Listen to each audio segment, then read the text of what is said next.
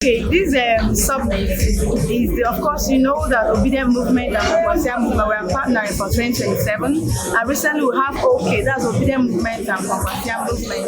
So this movement is for 2027 and 2031. All right, Obi is almost done, so we are going into to support the Obi and 2031 presidential ticket of excellence Obi and Compulsory.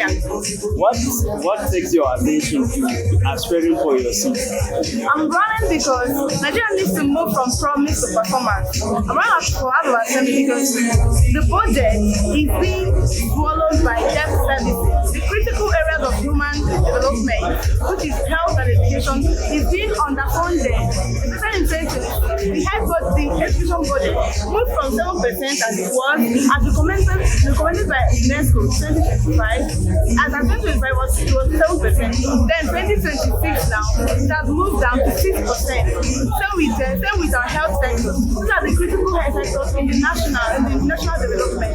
So I'm very proud of House of Rep so that we make laws that will elevate the people, that people will feel the impact of the budget, not being wholly spent on their services, but our education, our health sector to be well funded. We have qualified teachers. We don't need to reduce the cutoff mark or jam requirement to enter institution because teachers are well paid. Most of them are demoralized. So we have to remove our educational budget. Remove the cutoff mark because in case they are not students very well because of the budget.